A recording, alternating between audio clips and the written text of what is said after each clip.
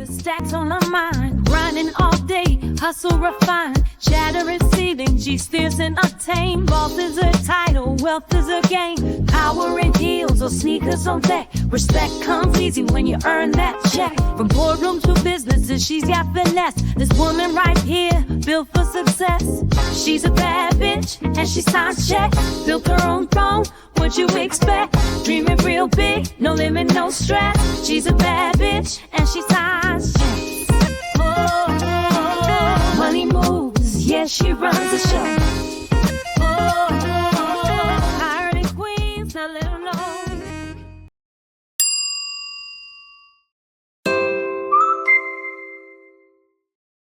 Welcome to the Hiring Women podcast.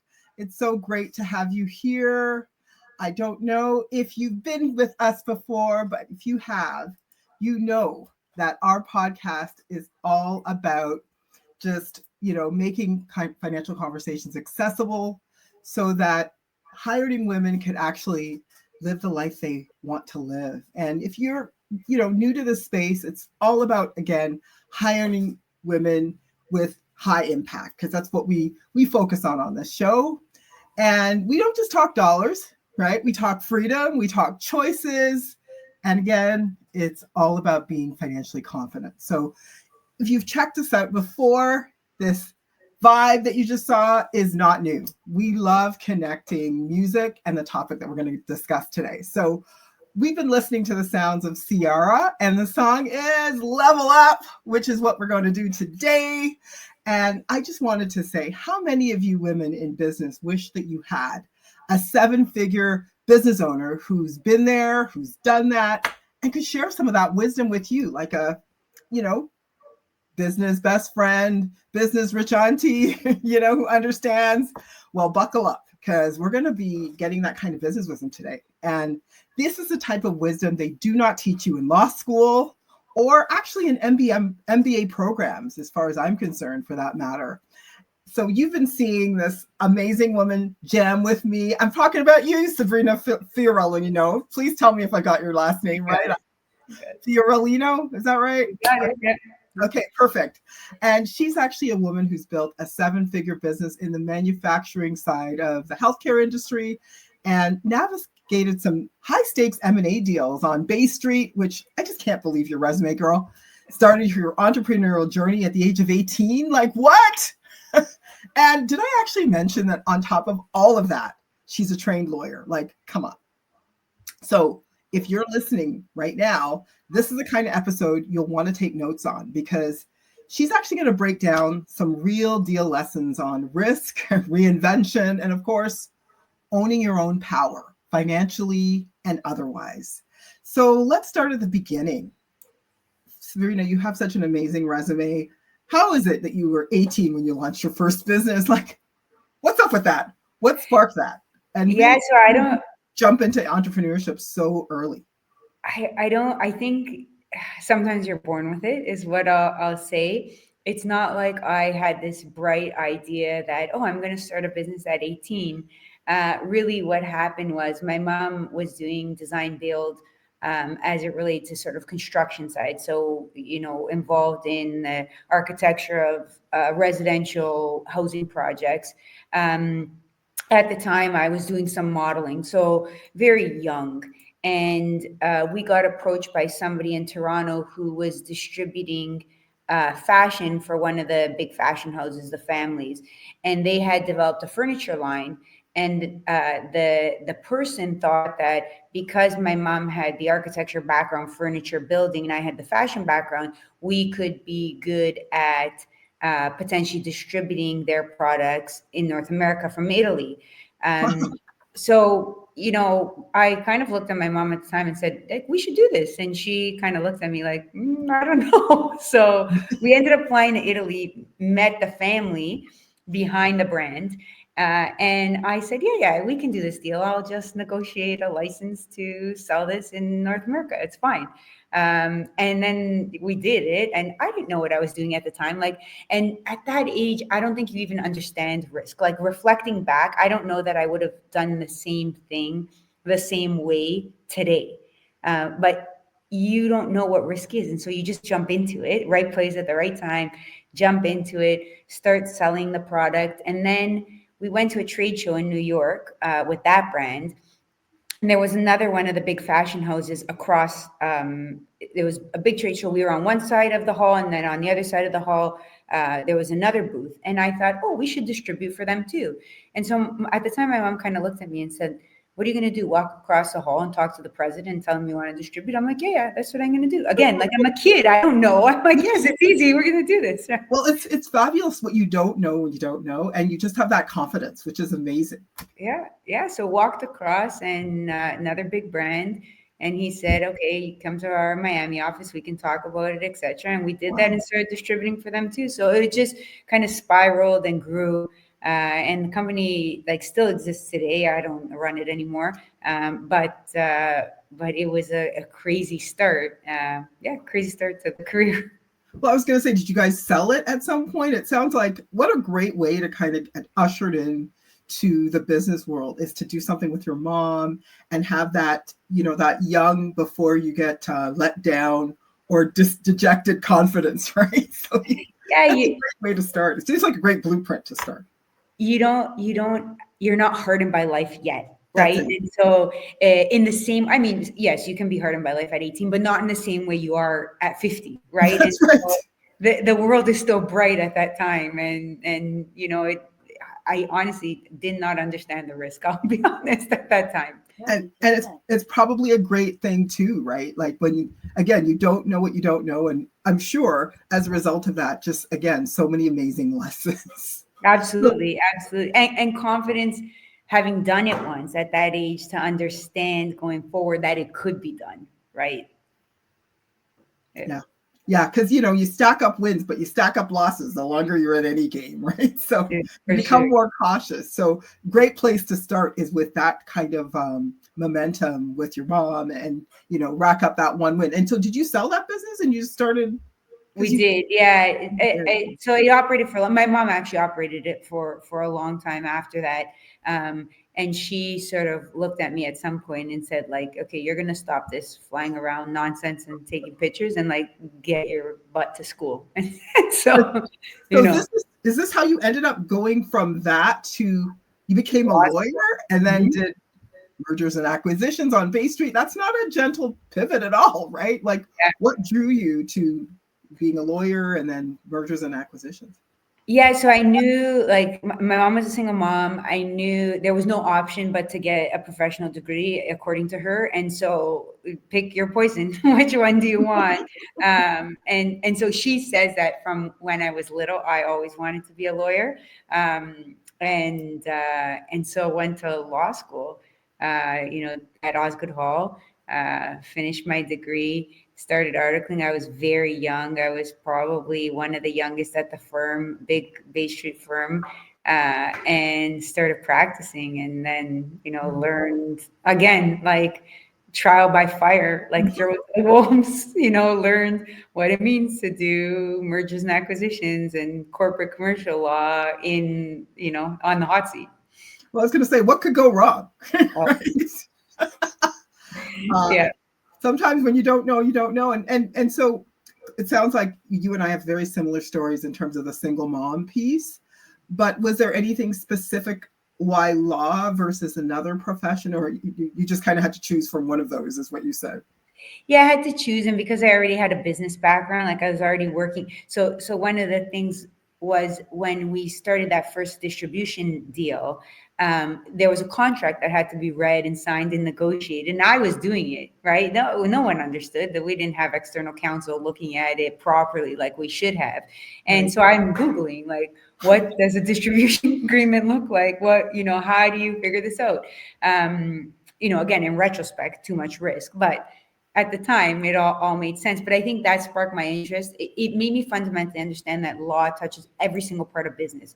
And it's not just mergers and acquisitions, but commercial law. Every part of the business is affected by law, whether it's incorporating the company or doing agreements with your employees or doing agreements to buy or sell things with customers or suppliers. Like every part of it is affected by law. So I think that's what spurred the interest in wanting to do corporate commercial.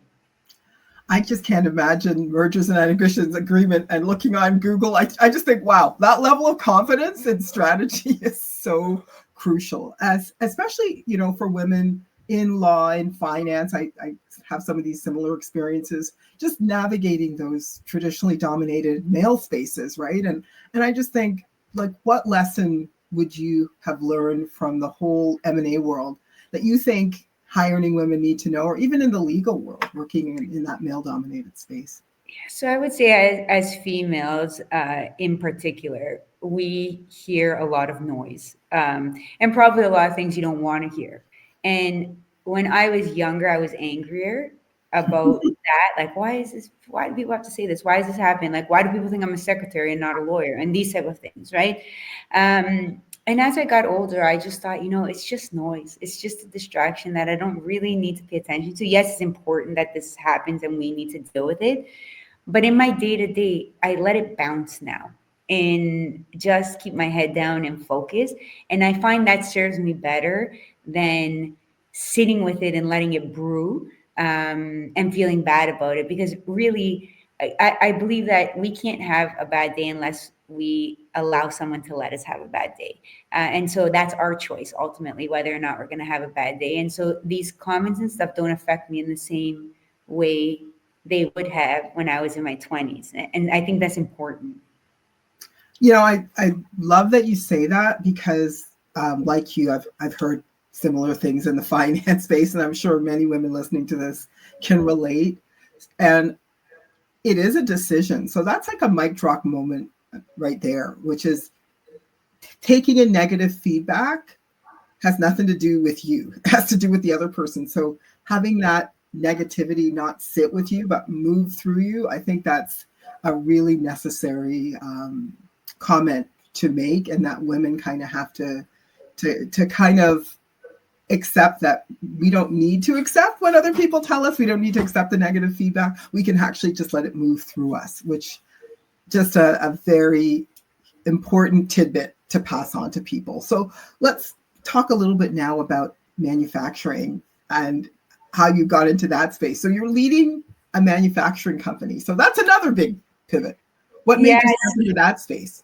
Every I would say industry I did, other than the first business, has been very male dominated, and so always a challenge in that way.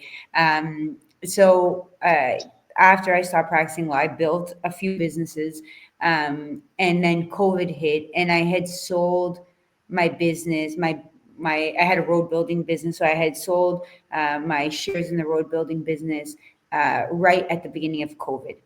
And COVID was really impactful for us. My mom is a double lung transplant recipient. My brother's an anesthetist. He was intubating COVID patients. Sister-in-law's a nurse. They had a baby at home.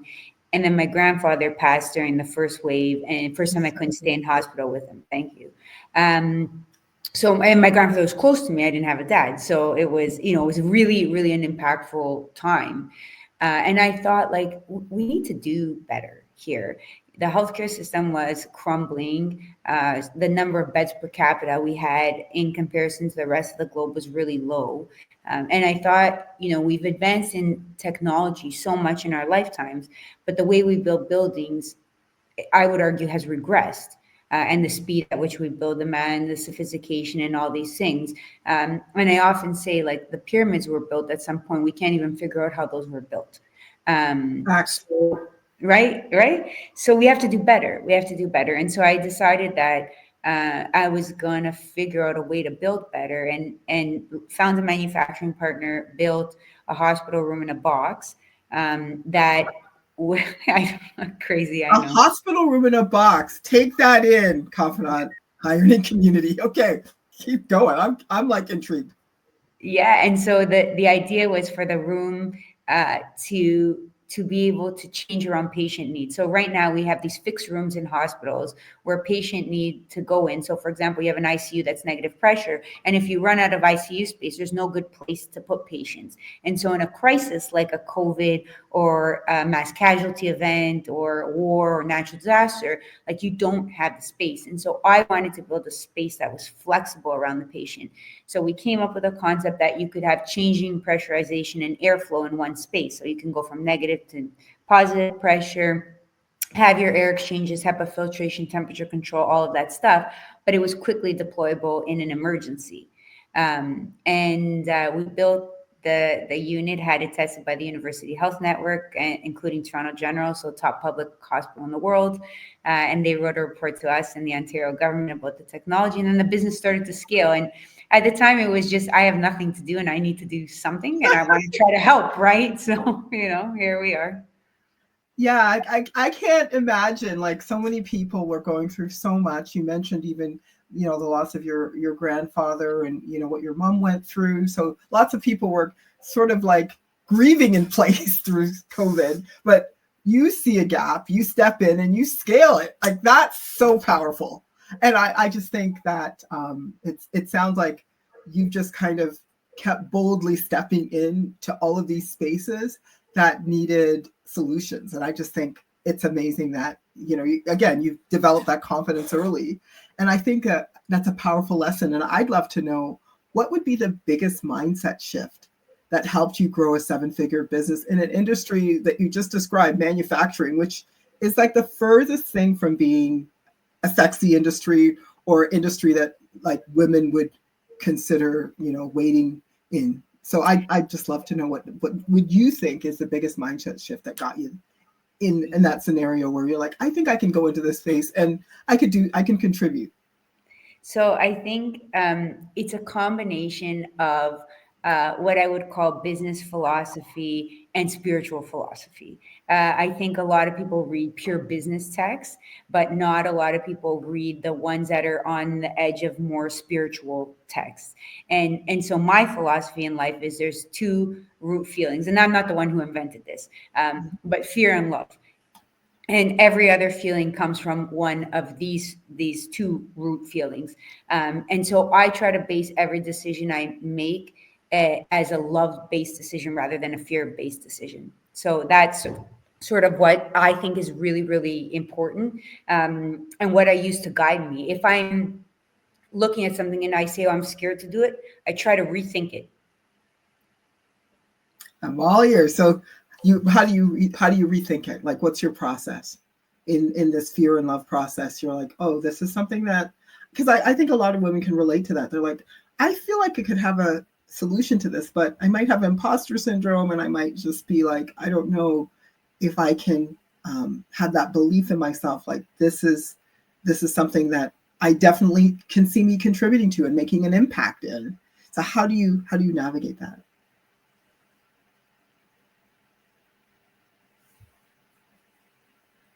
Yes.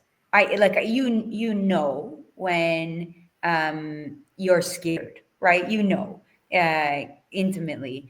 And so sometimes it's just a leap of faith. Now, what I believe helps me to make decisions that aren't fear-based is understanding the numbers. So I think as entrepreneurs, you need to know your numbers cold. If you understand that the math works and you can get over your fear of doing it, knowing the math works allows you to move forward with more confidence. So I think that's really important. That's really important. Yeah, I think that we're a financial show. So having the confidence, so knowing your numbers, it sounds like, is a big piece of having that confidence to move forward and say, look, I've done the math. The math is mathing and actually it works. And I have something really powerful to contribute to this industry or conversation or what have you. And hear me out. Let me show you the numbers I have. Let me show you the money, right? And I think that's actually what financial empowerment looks like, right? Is feeling empowered with the numbers that you're bringing to the table. And I just love to know what your journey is from that, because you're running a seven-figure business. What, knowing your numbers looks different than what it looked like at 18. So what do you think financial empowerment looks like for you now compared to when you started your journey at 18? Yeah, so I think it's the intricacies of the numbers, what to do to change the numbers, how to grow and scale faster without misstepping, all of these things, like the nuances of the numbers, for me is empowering. When you're 18, you might understand the high level numbers, like your basic math. As you grow in a business or grow businesses more and more and more, you start to understand more intricacies, like how much should each employee generate in terms of revenue for full utilization, like what are your ratios, like all of these things that are even more intricate. And you can analyze a business just reviewing, high level things and say, oh, this is the employees here underutilized or overutilized. There's gaps here or not, just by checking, a handful of numbers. And that just comes with time, experience, understanding. And I was going to say, is there any, like, if you're a woman, a business owner who's scaling, are there specific financial statements or numbers that you think women should be reviewing in their business on a regular basis, that you're like, you know what, this should be your financial Bible in terms of what you should be looking at? So cash flow, always cash flow. You always want to look at your cash flow. That's important. Obviously, your profitability, but most businesses. So I'll make two comments on that. One, most businesses take a number of years to be profitable, 3 to 5 years. That's normal, right? What you don't want to do though is spend too much and run out of money, or spend too much and push out profitability. You almost have to bootstrap in the beginning and make it work until you hit profitability, and then you grow, I would say, conservatively and in a respectful manner based on the money that you have, right? You can't just spend frivolously here, there, and everywhere. So that's really, really important. And the second comment I'll make is that 90% of businesses fail on the scale up. And what happens is you start making a lot of money, and so you grow the business really fast. Your revenue contracts, and then you don't make a hard decision to cut costs in whatever way that means immediately, and then you run out of money. So there are things that you really, really need to watch, I would say. Those are the two things, like cash flow first and foremost, but also just how you're spending cash and how fast you're growing, and if you can keep up with that pace long term. Yeah, I think that's probably a big one. It's so interesting that you mentioned cash flow and managing your spending, because I think just echoing managing your spending and cash flow, like we talk about this in personal finance as well. People not managing, like money's coming in and they're not seeing where it's going and where it's being spent and if it's being utilized well. And it's very similar when you run a business. And just talking about growing too quickly. Is there another thing you see? Because I see it as well with business owners, especially female business owners, not getting access to like lines of credit or access to funding, so that they don't grow so quickly, and then they haven't prepared to grow. Like, you know what I mean, in terms of accessing capital. Yeah, so I think it's hard for women to access capital. I think there's been a ton of studies done on, I think pre-COVID 2021, the women made up 3.9% of all venture capital. So very low numbers. Post-COVID, that number went down to just over 1%. So like it's hard to access capital, so that you're already working uphill, right? You're fighting an uphill battle. So that's one thing. And then the other thing is, and I find like a lot of this as women, sometimes you're afraid to take on debt. It's not comfortable. It's not something that, we want to do as easily or freely as men. And then culturally, I'm Italian, same thing. Like our culture, that's not a thing. And so again, is that a fear-based decision or not? Like, why are we not okay taking on debt, and really analyzing the why? I think a lot of us don't take time to analyze the why we're making certain decisions. You kind of make them and you don't think about, but why? Is it just because I'm scared? And is that a good enough reason not to do it? So I think it's important. Yeah, especially if you're, as a result of that, as you said, you're growing faster than you can afford, but you're not growing, and you're still, unfortunately, not able to, as you said, scale or build the business where you're not necessarily having to do all the heavy lifting in your business, because then you can only grow so big, right? Yeah, it's funny. I had a conversation this morning with another female, like sort of really big business, etc. And we talked about how it's really important to grow, but again, grow respectfully, etc. But what we talked about was, okay, you hire a certain number of people, you feel the pain for a bit at that level, you're kind of outgrowing the people you have. You wait a little bit, and then you step up again. And you hire some more people, you grow a little bit, you feel the pain a little bit there, and then you step up again. And it's kind of a stage step up rather than I'm just going to hire everybody under the sun to grow into, right? So there's a bit of a balance that has to happen. And it's not, there's no formula for that. Like you have to feel it, understand the numbers, what's going to work. And then I would say the hiring should be evolving. It should evolve based on how you're doing on revenue. Like if your plan is to hire 20 people, but you don't hit your revenue targets, you should pull back your hiring plan and not continue the same way. So it's a little bit of a balance that has to occur. And that again goes with cash flow. Like it should be reviewed and considered and evolve all the time. Yeah. And in terms of cash flow, because I think there's a lot of women out there who also, don't know how to read their financial statements. And we've talked about this in past podcasts around having the right accountant, like someone who can educate you around like really what's happening in the business. It sounds like you were very early on digging into this information and feeling confident with that. And I think just based on the fact that we were talking about the importance of knowing your numbers and looking at your numbers on a regular basis, seeing where you're at and using that to make more informed decisions about how to grow your company.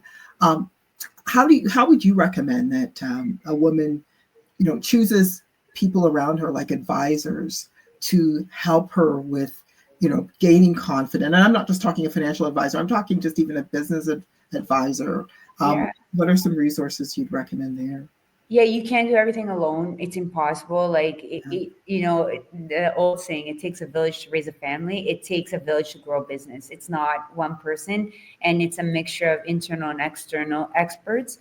On the finance side, I agree, whether it's an accountant or your auditor or a controller or a CFO, depending on the size of the business, like that should be your primary partner. Because I don't think you can make business decisions without understanding the numbers. I just don't know how you do it, right? And a lot of CEOs don't know their numbers, which is always fascinating to me, because I don't like, my decisions are always rooted in the numbers, right? Like I might have an idea and I think, oh, I want to do this, but I check the numbers before I move forward. So I think it's really important.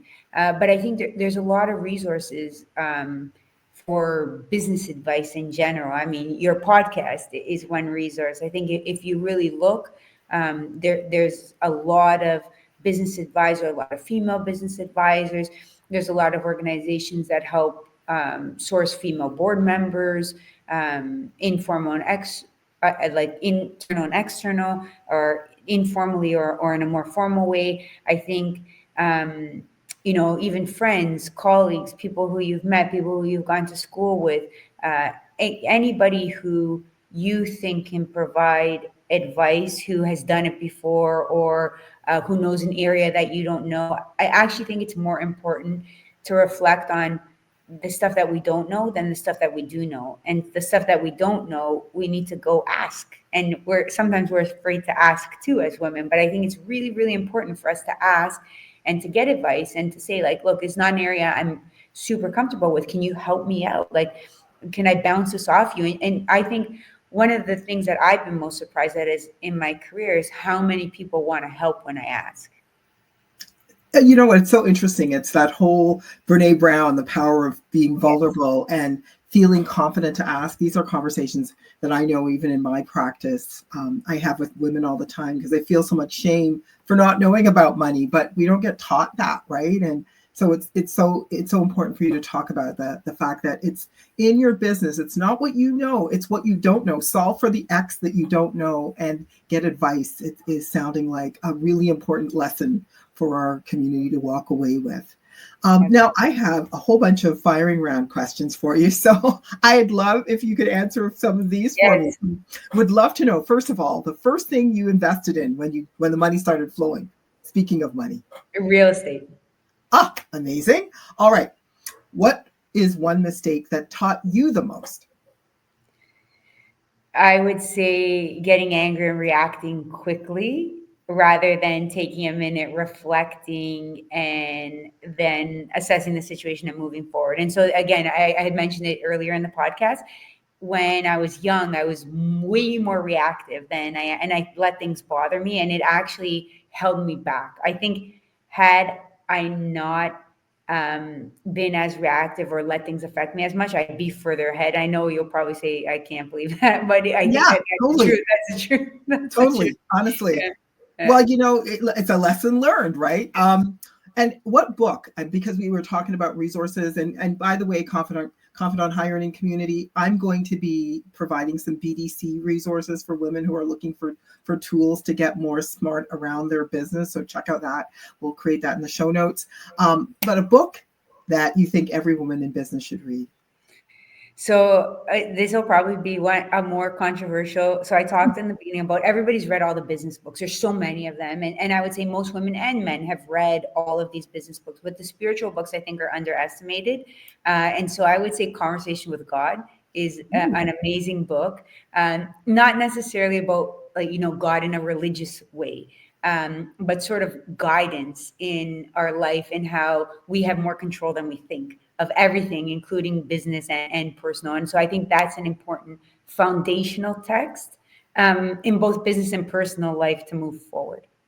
Yeah. Well, it's like get your mind right, but also you have to kind of get your heart and your emotions in the right place. And it sounds like that keeps you, that type of book keeps you thinking about the spiritual part of you. That's so important. All right. Daily habit that keeps you grounded. Ooh, that's a good one. I think gratitude, reflecting so many times a day on things I'm grateful for, even if there's something that went wrong, I'll sit and think, I'm grateful for the lesson and for the growth that came from that. So I think gratitude throughout the day is something that I focus on every single day, even when I'm down. Noted. Daily gratitude. I love it. And what does living richly mean to you? It's not all just about money. What does it mean to you in other terms? So I would say it's not about money at all. That's something I really don't focus on at all, other than the dollar and cents in the business. I have to report to the board and all of these things. Right.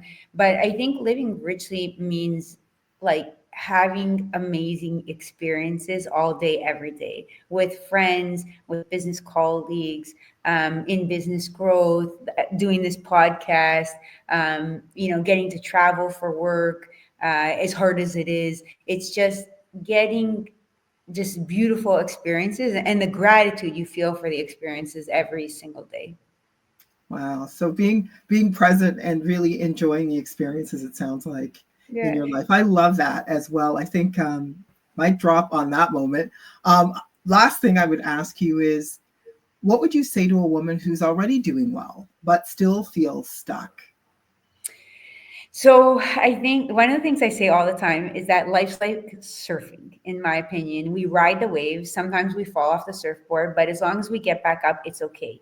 And growth is not linear. It's not a straight line up like we think it is. But it's not. And so I would say my growth has been like this. Like, I don't know. Like leveling up.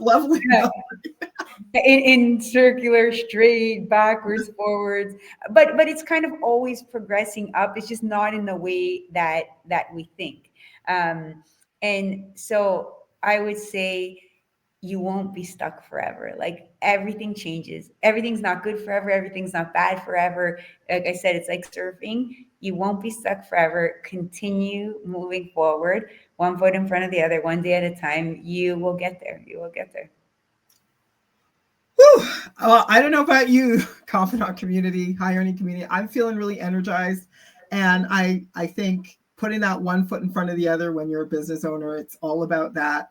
And I just really want to thank you for all of these strategic gems that you dropped, this spiritual gems, and just talking about the importance of being fearless, including financially fearless, but with checking your numbers, right? You can't really be fearless unless you know what you're looking at without knowing your numbers. So I really appreciate you sharing that and just sharing a little bit about your story. I didn't realize that we had some parallels. I think immigrant families tell their kids the same things, like, get a professional occupation, don't take on too much debt, and, don't embarrass them. That's just the one that my mom always talked about too. Yes, that was a big one.